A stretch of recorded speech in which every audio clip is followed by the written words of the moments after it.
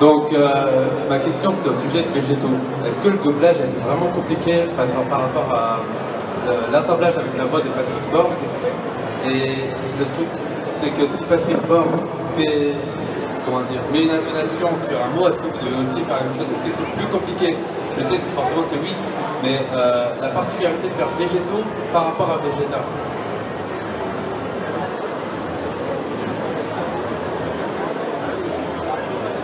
Oui, c'est pas commode. Là, sur le film en particulier, on l'avait déjà fait, on n'en met pas beaucoup. Là, il parlait un peu plus, et on a essayé d'abord de l'enregistrer ensemble, tous les deux, Patrick et moi. Donc on se mettait d'accord avant sur la manière de dire les choses. On se mettait à se dire, est-ce que tu es libre telle lettre? Est-ce que tu dis, je sais pas, est-ce que tu prends un temps après tel mot? Est-ce que tu dis le muet là? Alors on se mettait d'accord une fois, puis après on enregistrait ensemble. Mais on s'est rendu compte très vite que ça nous forçait à nous écouter et donc à le faire d'une manière très plate, très linéaire tous les deux. Donc on n'interprétait plus rien ni l'un ni l'autre. Donc pour être sur le même rythme, c'était tout. Donc c'était très chiant à l'oreille. D'ailleurs, il y a un truc qui a été mis sur YouTube, qui a été filmé par une responsable du film qui était là, qui a filmé le truc, qui a mis la chose sur YouTube. Et c'est pas ça à l'arrivée, on nous voit ensemble. Et c'est pas ça à l'arrivée qui était gardé, parce qu'au bout du compte, on s'est dit non, on va procéder différemment. On a commencé par enregistrer Patrick, d'abord. Donc il a joué comme il a voulu. Et après, moi, on m'a mis un casque sur les oreilles. Je l'écoutais une fois, sans le casque, et puis après, avec le casque, je refaisais derrière pour essayer d'avoir les mêmes intonations que lui et d'être sur le même rythme que lui. Donc ça m'a permis, lui et moi, de jouer davantage. Sauf que c'était plus contraignant pour moi, parce que lui, il était libre de faire ce qu'il voulait, et moi, j'étais contraint de suivre son rythme. Mais c'est comme ça qu'on a procédé. Mais c'est vrai que c'est pas très agréable, parce que j'étais forcé de suivre ses intonations que je n'aurais pas forcément faites si moi, j'avais eu à interpréter avant. Et heureusement, il n'y avait pas trop à faire, parce que c'est un peu fastidieux à faire. C'est pas très marrant à faire ça. Il y avait des mains levées tout à l'heure, je ne sais plus où. Des questions? Plus de questions?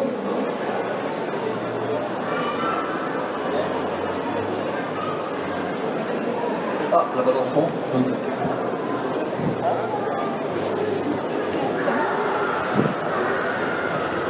Bonjour Eric. D'après vous, qui est le plus fort entre Seiya et Vegeta?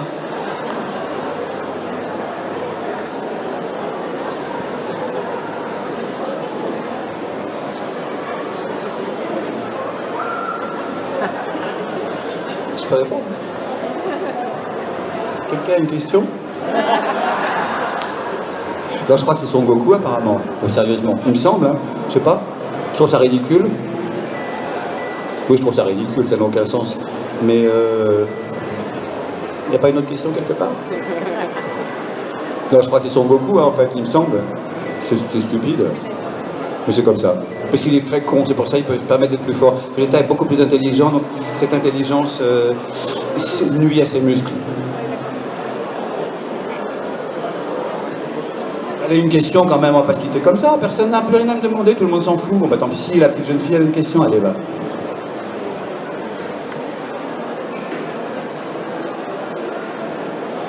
Est-ce que vous en avez pas marre que vous criez presque tout, que vous criez et que vous parlez pas beaucoup?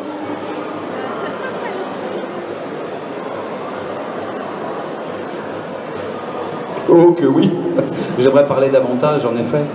C'est très très fatigant, toutes ces scènes de combat sont très fatigantes, vraiment. Je me plains pas, il y a bien pire, bon. Mais c'est crevant. Et il m'est arrivé de sortir de là à faune, vraiment. Ne plus avoir de voix tellement je m'étais arraché la voix. C'est pour ça que je gueule contre les cons qui disent que les cris japonais sont mieux et qu'on se donne pas à fond. Mais oui, je préfère parler, je préfère jouer une scène évidemment plutôt que de brailler. C'est extrêmement fatigant. Et encore une fois, les Japonais, vraiment, parce qu'il y a sans mentir, j'ai calculé, il y a des cris qui durent mais peut-être 1 minute montre en main, au moins. Je ne sais pas si vous vous rendez compte de ce que c'est qu'1 minute à crier. En japonais, c'est sans interruption aucune, ce qui est physiquement impossible. C'est humainement impossible de hurler à ce niveau d'intensité pendant 1 minute montre en main. Nous, en français, on doit faire la même chose derrière. Donc on ne peut pas. Donc on est forcé de s'arrêter à certains moments. Le preneur de son va nous reprendre après, va ou prendre une respiration dans un off à un moment donné où on ne le voit pas à l'image. Mais on est forcé de le faire de toutes les manières. On sera forcé de la faire à la minute, même si on ne la fait pas d'affilée. Là où le japonais, lui, il ne l'aura pas fait pendant une minute. Et nous, on sera forcé de se les taper tous, toute la durée des cris. Et on ne nous reprend pas des cris qu'on a déjà fait. Non, parce que c'est un peu différent, donc il faut que tu refasses le cri. Et donc c'est crevant, c'est vraiment très fatigant. C'est épuisant et c'est pour la voix, c'est mortel. C'est vraiment mortel pour les cordes vocales. Et donc on sort de là parfois, ah, attends, demain, j'ai autre chose à faire demain, je n'ai pas pu voir. Arrête. Et souvent le directeur artistique nous dit, attends, calme-toi, te donne pas autant. Bah oui, mais attends, on me donne pas autant, je suis bien forcé de hurler, il faut le faire. Ouais, mais bon, c'est vraiment, c'est épuisant, voilà. C'est vrai. Bon, il y a bien pire dans la vie, mais c'est crevant. Une petite question? Non. Si? Personne? Tout le monde? Ah oui.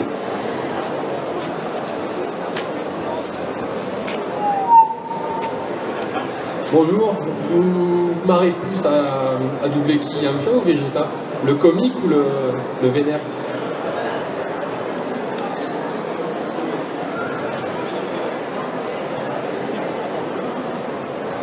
Encore un qui arrive après que la séance a commencé. Non mais il a le droit. J'ai répondu. Ah bah ils s'en vont, c'est plus recette, ils en ont marre. Au revoir, bonne journée. Ils ont le droit. Oui, j'ai répondu. À votre avis, jeune homme, entre quelqu'un qui est bien sage, bien élevé, toujours droit et qui veut le bonheur de tout le monde, et quelqu'un qui a un mauvais caractère et qui s'énerve, qu'est-ce qui est le plus drôle à faire? Hein? Yamcha est marrant. Yamcha? Ah non, Vegeta, Yamcha, oui, plus rigolo, mais Yamcha il parle de moins en moins. Alors, il parle de temps en temps, bah, il a disparu de la circulation. Mais sinon, c'est Vegeta qui est beaucoup plus drôle à faire, évidemment. Il s'énerve tout le temps, dès qu'il dit quelque chose, il est en colère, et rien ne lui convient. Il a un caractère de chiotte, c'est très drôle à faire, beaucoup plus drôle. Bah oui, forcément. Les héros droits comme ça, c'est pas marrant à faire. Hein. Ceux qui sont tout lisses, tout bien, tout propre sur eux, c'est pas drôle, c'est toujours les vilains, méchants, désagréables qui sont. J'adore faire ça, surtout que j'ai un très sale caractère, moi, naturellement, donc j'adore donner libre cours à mon mauvais caractère.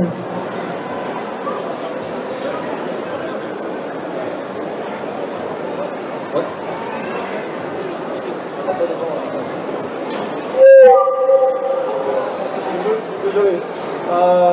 On sait que vous ne choisissez pas vos voix, mais tout manga confondu, quel personnage auriez-vous préféré doubler?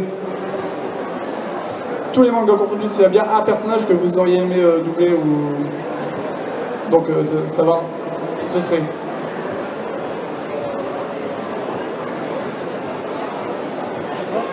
Bah, d'abord, je ne regarde pas les mangas, donc je ne sais pas quels sont les autres personnages qui existent. Et je ne me pose pas la question de cette manière-là. Bon, je suis très satisfait avec Vegeta. Non, celui qui m'a encore le plus amusé, c'est le présentateur des tournois, des combats d'arts martiaux, là. Celui-là qui est très drôle à faire. Celui-là, c'est très très marrant à faire. Mais sinon, non, je n'ai pas de réponse à cette question. Non, non, je fais ça et je suis très content de le faire. Puis je ne connais pas les autres, donc je ne sais pas. Vraiment, je ne peux pas dire. Et du coup, d'une manière plus générale, est-ce qu'il y a un personnage de série, en général, que vous auriez aimé doubler? Non, non, le doublage, c'est pas quelque chose. J'en fais, je crache pas dans la soupe, j'en fais depuis longtemps, mais c'est pas quelque chose qui m'excite particulièrement en tant que comédien. Moi, ce que j'aime, c'est jouer au théâtre. Hein. Donc le doublage, c'est pas. Quand je suis sorti du conservatoire, je suis pas rentré au conservatoire dans l'idée que j'allais faire du doublage et que c'était ça que je voulais faire. Non, moi, ce que j'aime, c'est monter sur une scène et jouer au théâtre. Donc le doublage, je m'en fous. Enfin, je m'en fous. Oh, on m'appelle pas. Parfois, je vois des acteurs ou des personnages dans des films en version originale. Je me dis, tiens, celui-là, je pense que j'aurais bien pu le faire. J'aurais pu coller dessus. Mais sinon, dire que j'aurais eu envie de le faire, non. Non.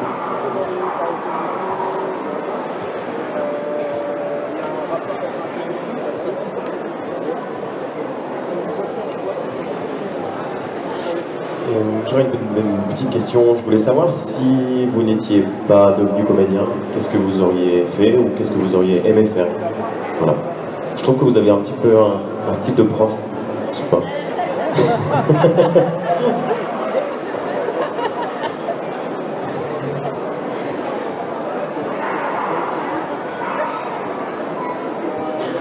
ne sais pas comment je dois le prendre. Bon. Je ne me suis jamais posé la question.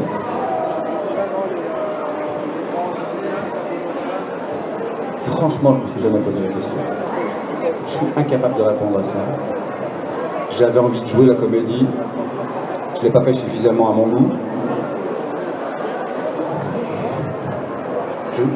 Je sais pas. Heureusement, j'ai gagné ma vie dans ce secteur-là, même si ça a été surtout le doublage et c'est pas ce que je souhaitais faire, délibérément. Mais heureusement, je suis resté là-dedans parce que sinon, si j'avais dû faire autre chose, alors je serais incapable de. Je sais pas. Je serais peut-être SDF aujourd'hui.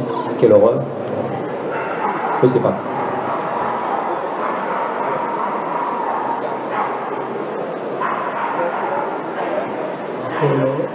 Question, est-ce que la direction de TF1 qui passe en ce moment sur TFX, c'était le Super Dragon Ball,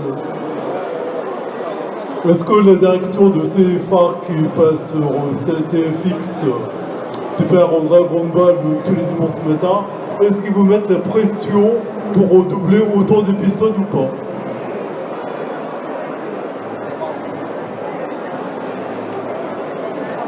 Non, la pression vient des doubleurs. Les patrons, quand il y a une pression, elle vient des patrons de boîtes de doublage qui ont un budget à respecter. Donc il faut que ce soit fait le plus... Ils ont plus ou moins de temps à nous accorder. Et le budget, évidemment, va dépendre de celui qu'ils ont demandé aux clients et des accords qu'ils ont eu à l'origine. Mais les pressions ne viennent pas de là-haut, elles viennent du patron de boîte de doublage. Ça va être tant de temps et c'est tout. Et je te donne 3 jours pour le faire, ou je te donne 1 journée pour le faire et c'est tout. Et notre rapport, il est avec le patron de boîte de doublage. Il n'est pas avec le client au-dessus. Ça, c'est des choses qui nous dépassent. Ouais. Et à l'époque, quand on doublait 5 épisodes par jour, ce qui était d'ailleurs relativement raisonnable, hein, c'était le patron de boîte du doublage qui voulait qu'il y ait tant d'épisodes par jour, c'est tout, parce que lui, il voulait que ça rentre dans son budget. C'est tout. TF1 n'avait rien à voir là-dedans. Et il voulait gagner, lui, doubleur, le maximum de fric en faisant ça en minimum de temps. C'est toujours le cas.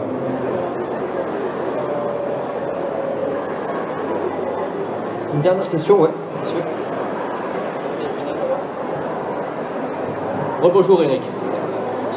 J'aurais voulu savoir si vous aviez un bon souvenir ou une anecdote quand vous aviez doublé Seiya.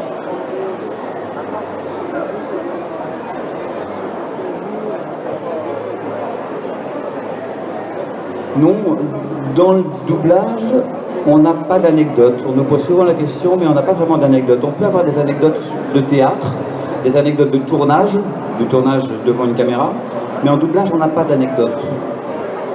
Ça tient au fait que c'est un travail... Non, je ne sais pas à quoi ça tient, mais c'est comme ça, il n'y a pas d'anecdote. Et quant à avoir de bons souvenirs du doublage des Chevaliers du Zodiac, non. Je vous dirais que non, je n'en ai presque même que des mauvais. Parce que c'était tellement fatigant. Parce qu'on enregistrait, tenez-vous bien, au moins 6 épisodes par jour, 6 ou 7, on a même été jusqu'à 8 épisodes par jour. C'est-à-dire qu'on enregistrait, et ça je ne le referai plus jamais de ma vie, et que je n'accepterai plus aujourd'hui, sans voir la scène avant. On était tous à la barre, devant le micro, et on enregistrait en direct, comme ça. C'est-à-dire que c'est un travail épuisant. Voir le texte qui va venir, ça va être moi, ça va être à toi, qu'est-ce qu'il a dit, pourquoi il dit ça, il se trompe, arrête, il faut reprendre parce que c'était pas ça, oui c'est bon, on se poussait comme ça, c'est épuisant. Et quand on faisait 8 épisodes par jour, on sortait sur les rotules, hagards, on ne savait plus du tout ce qu'on avait fait, c'est pour ça qu'il y a souvent des choses qui ne sont pas bonnes d'ailleurs, mais on était forcés, et donc je n'ai que de mauvais souvenirs de ça, parce que c'est un travail qui n'était ni fait ni à faire. Après, on s'est un peu calmé, on n'a fait que 6 épisodes par jour, mais même 6 épisodes, 5 c'est raisonnable, 6 ça devient trop. Et c'était vraiment trop, c'était fatigant. Et donc j'y allais pas heureux de le faire. L'équipe était sympa, hein, mais le travail en lui-même était pénible et on n'avait pas le sentiment de faire, enfin je n'avais pas le sentiment de faire du bon travail. Donc je ne peux pas dire que j'ai des bons souvenirs de ça. Je suis navré de vous décevoir, mais c'est la vérité.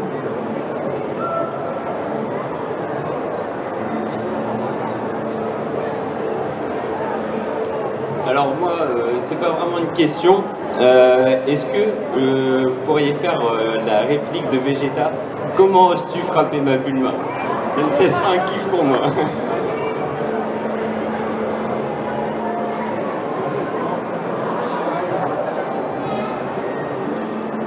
Je pense que tu es arrivé un peu trop tard, parce qu'il a déjà répondu en fait à cette question. Et il avait répondu non.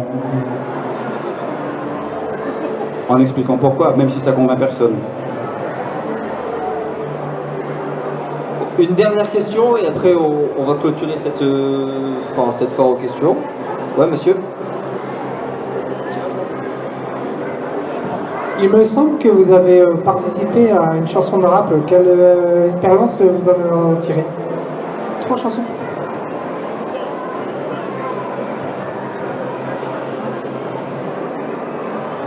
Oui, j'ai fait ça 3 fois. Une première fois pour un rap, en effet. C'était un beau souvenir, c'était très sympa. J'étais très surpris quand on m'a contacté. Je ne m'attendais pas, c'est un milieu que je ne connaissais pas du tout. Donc je suis arrivé là, j'ai dit oui parce que je leur ai demandé d'abord de voir le texte en français. Je me méfiais, je ne voulais pas du genre nique ta mère et bon. Donc, mais ça me convenait. Le personnage de Vegeta était en adéquation avec ce qu'il voulait dire, donc j'étais d'accord. Donc j'y suis allé. J'étais très très intimidé. Eux aussi, mais j'étais peut-être davantage qu'eux d'une certaine manière. Et ils m'ont reçu comme si j'étais Dieu le Père ou la Reine d'Angleterre, c'est très rigolo, mais moi j'étais très intimidé. J'ai enregistré mon truc, ça s'est très bien passé, c'était très sympa. Et donc j'en ai gardé un très bon souvenir. Je l'ai fait une deuxième fois sur du hard rock. Ça, alors j'ai commencé par dire non quand les mecs m'ont contacté. Ils m'ont envoyé ce qu'ils faisaient, voir sur YouTube quand j'ai entendu tout. J'ai dit non, c'est pas du tout mon univers, non, je veux pas. Et puis j'ai eu un très bon contact avec le mec. On a eu un échange de courrier très sympathique, mais en même temps je ne jouais toujours pas. Il m'a dit je reviendrai à la charge. On verra bien. Bon. Et puis il est revenu à la charge un an après, en m'en reparlant de nouveau. Et comme notre échange était extrêmement sympathique par mail, j'ai fini par dire après tout, pourquoi pas. Et puis c'était en adéquation aussi avec ce qu'ils voulaient dire dans leur chanson. Donc j'y suis allé, ça s'est très bien passé, je suis tombé sur des mecs charmants qui... C'est stupide parce que quand on entend ces mecs qui font de l'art rock, on a l'impression qu'on va tomber sur une bande de barbares déchaînés, pas du tout, c'est des mecs tout à fait bien élevés, très gentils, charmants, donc c'était très amusant ce décalage. Donc j'ai fait ça, c'était très sympathique aussi, j'en ai gardé un pas bon souvenir, et je l'ai refait il y a un certain temps, mais son disque vient seulement de sortir avec un chanteur qui s'appelle Jérémy Bosson, et qui m'a demandé de lui faire à la fois et Vegeta et Seiya. J'avais dit que je ne le ferais plus jamais, mais lui, j'ai eu aussi c'est un mec cultivé, intelligent, j'ai eu un très bon contact avec lui, c'est devenu un ami, on va dire, et j'ai accepté de le faire parce que c'était lui. Et son disque vient de sortir, mais il n'a pas une grosse audience, bien qu'il fasse des choses très bien. Mais pour autant, on me demande maintenant, souvent j'ai des rappeurs comme ça qui me demandent de le faire, mais je dis non d'une manière générale, parce que je vois pas le rapport avec ce qu'ils font, et ils veulent juste la voix de Vegeta pour le kiff, quoi, mais ça n'a généralement aucun rapport avec leur truc, donc je dis non, puis je vais pas passer ma vie à fourrer Vegeta sur des albums de rap, ça devient un peu ridicule au bout d'un moment, quoi. Le pauvre Vegeta, il se demande ce qu'il fout là, quoi. Bon. Merci Monsieur Legrand d'avoir pris le temps de répondre à nos questions, je pense qu'on peut l'applaudir.